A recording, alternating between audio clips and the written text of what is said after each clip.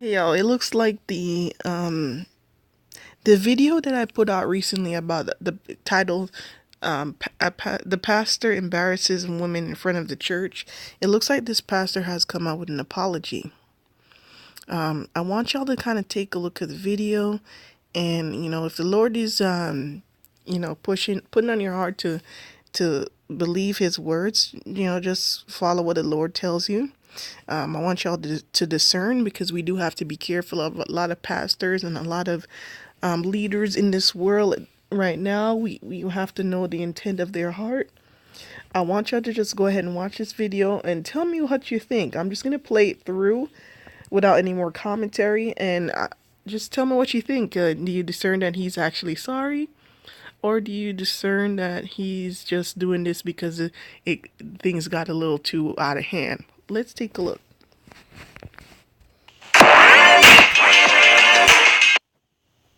Keep wearing these big clothes. Yeah, so just take a look at one of the clips again. All right, so you need Pastor Travis Jennings, aka the pastor with no neck, and the controversy that erupted last week when he brought women up to the front of his church to criticize their appearance. If you'll remember, he caught a lot of flack for his comments, telling the women that they were too fat and they needed better bras, etc. Yeah, so just take a look at one of the clips again. All right, so you need to lose weight. Find a good bra. You need to go to Intimates. It's called Intimates. I took my wife. My wife knew nothing about anything. My wife knew nothing because she came from a family who didn't know anything about anything. Because if you keep wearing these big clothes with breasts to your belly button, that's not attractive. Number one, you want to get a bra. If you don't like what I'm saying, you can leave now, baby. This is my church. I'm 30 years in this with no scandal. So, yeah, a lot of people, particularly women, were offended because it seemed like he had publicly humiliated these women. Well, Pastor Jennings has now issued an apology. So he posted a 7-minute video to social media where not only did he apologize, but he called up two of the women who he criticized so they could assure the public that they didn't feel humiliated at all and that they actually valued his critiques. I'm not going to put the whole apology video in here because it's way too long, but here's a few clips from it. Y'all can check out the full thing on his Instagram. Well, God bless you. This is Apostle Travis Jennings, and I know that you have seen the events taking place this week. You know, there's nothing more humbling than seeing yourself through the eyes of other people. And watching that video back gave me a glimpse of myself that caused me even to take pause. And for that, I want to apologize. I sincerely apologize. Even when your intentions are good and the message is lost in approach, a leader must be accountable. And I also want to apologize for streaming this coaching session. Truth is, this Razor coaching sessions, they are private counseling moments, and they are intended to be real, and they are intended to be raw. But to the broader audience, that can be lost in translation, especially when it is taken out of context. You know, even a psychologist or a therapist wouldn't stream a therapy session openly. So I want to apologize for not using better judgment in that regard. My heart and my intent is to help. This type of Razor coaching is raw, is real. And the intent is to bring the individual to the place of fulfillment. When taken out of context, the narrative can be lost. The intention is to care and to cultivate naturally and spiritually. Did you feel humiliated in any way? No, sir. Not at all. Were you depressed? No. No. Were you devastated? No. Did you want to be Razor coached externally? Yes. Yes. Yeah. All right. This man has not offended me. He has not hurt me. I am not depressed. I am not embarrassed. I am not ashamed of anything. I value his opinion. I value his coaching. I value the words that come out of his mouth because he is the prophetic voice that God has set me in this house to listen and follow. Yeah. So I was not offended. So you should not be offended. It was my life. It's changing me. Context and content is key. And I know my intentions were pure. The narrative was lost. The context was lost. But the intent was to care and to cultivate. So I really wanted to try to be positive because I'm sure it took a lot of humility to come forward and issue a public apology like that. But here's my thing.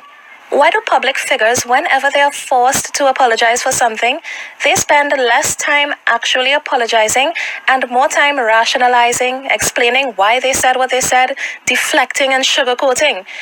Watching Pastor Jennings' apology video reminded me of that time Tasha K doxed some random woman named Alana Brown when she thought Alana was Lioness of Judah. And then when she realized that she doxed the wrong person and she was forced to apologize, her apology was like, well, I'm sorry, Alana, but Lioness of Judah, I'ma get you, you nappy-headed bitch. Or when Joe Budden implied that Maya and Ashanti only came to Trinidad Carnival so they could wear skimpy costumes and act like hoes. When he was forced to apologize for that, his apology was a whole long explanation of what he truly meant. And he apologized to Trinidad for dissing the culture, but there was no actual apology to Maya and Ashanti. It's like people don't know how to apologize anymore, and their go-to excuse is always that their words were taken out of context. Anyway, y'all get my point. What got me in this guy's apology, first of all, is that right off the bat, he said he should not have streamed the session. He shouldn't have made that video public. Even in his apology video, there's a huge sign behind him asking people not to film.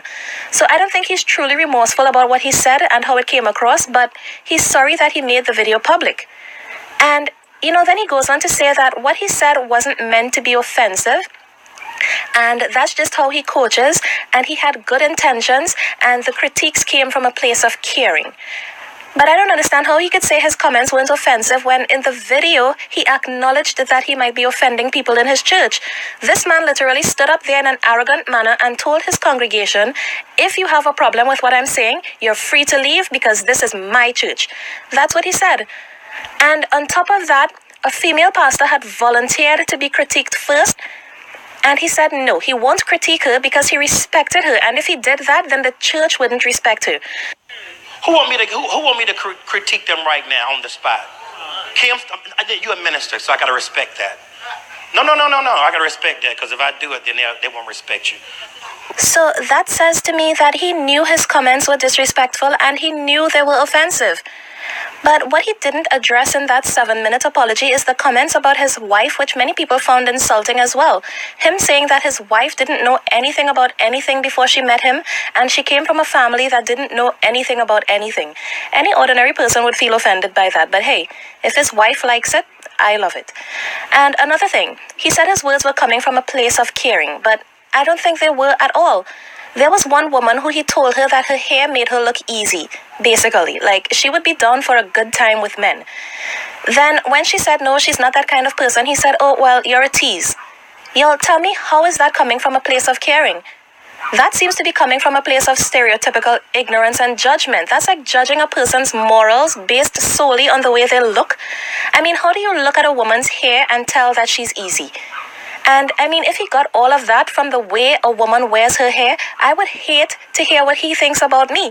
Because right now, at this very moment, I've got black and red Jamaican twist braids in my hair. So he must think I'm a hoe. So I think that comment came from a place of just a man wanting to control how women look. It seems to come from a place of branding a woman a hoe simply because she has big curly hair. I fail to see how a pastor telling a woman basically that her hair makes her look easy and that she's a tease is useful information to help that woman better herself. And that's such a problematic thing to say, that the way a woman wears her hair makes her look like she's down for a good time with men. That's the same kind of sentiment where people blame women for getting raped because of what they were wearing. But how about Pastor Jennings focus instead on teaching men not to jump to conclusions about a woman because of the way she wears her hair? That would be more valuable to society than telling the woman that she needs to wear her hair differently. And there was another part where he told women that they need to fix themselves in order to find a husband.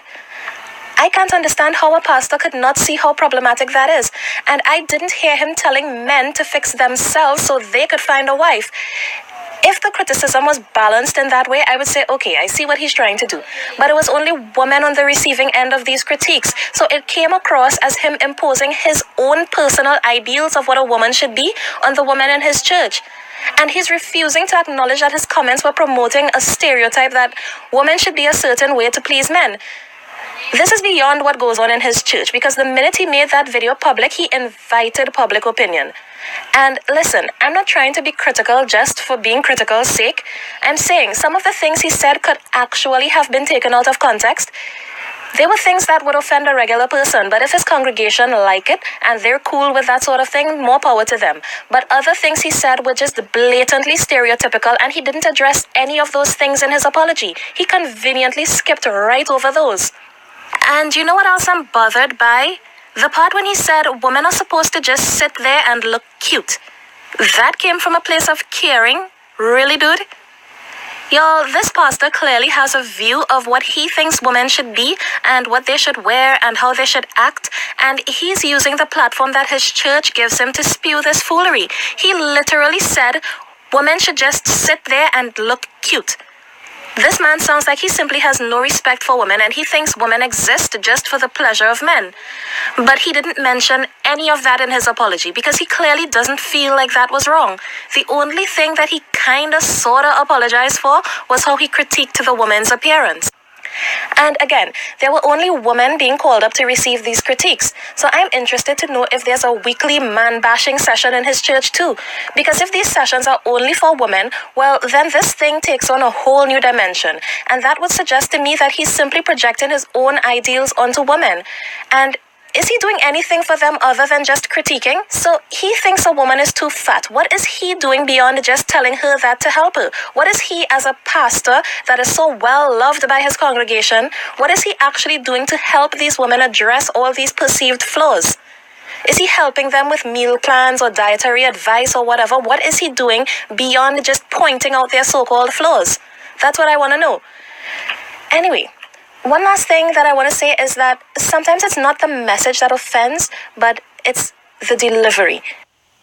We had a similar issue here recently where a plus-sized woman participated in carnival in her carnival costume and everything, but she said she was body-shamed and made fun of because of her weight. And then a government official came out and basically told her to shut up and lose weight because she looks like a tub. That's what he said. He eventually had to apologize after he got a lot of backlash, and he used the same excuse that his message came from a place of genuine concern. And I mean, we all get that. Obesity is unhealthy. If that's the message that he was trying to send, fine, but his delivery was off. The name-calling and the shaming was unnecessary, and I feel like that's similar to what's going on here. Maybe Pastor Jennings' intentions were pure, as he said, though I have my doubts, but maybe his intentions were pure, but his delivery was off. I mean, surely there's a better way to tell somebody that you claim to care about that it might be in their best interest to lose some weight than to tell her her breasts hang down to her belly button. Come on, man. In that case, when I said Pastor Jennings ain't got no neck, that came from a place of love too, okay? I just want to see his neck reach its full potential. So I'm sorry, y'all. I'm not really buying his apology. I see it as damage control, PR, and an attempt to cover his ass from all the backlash that he was getting. Because the woman these comments were directed at didn't feel offended, that doesn't mean the comments weren't offensive. And I truly feel sorry for these women who subject themselves to this kind of treatment and then they come out to defend it. It makes me feel like this man's congregation is brainwashed and they would buy anything he's selling. Anyway, y'all, these are just my thoughts on the situation. Let me know what you all think. Do you buy his apology or not? Let me know in the comments. Bye, guys, and thanks for watching. Hey, you guys, I know I said I wasn't going to put any commentary, and I really don't have to. This lady is hilarious. But, But y'all comment down below and tell me what y'all think. And y'all stay blessed in the name of the Lord Jesus.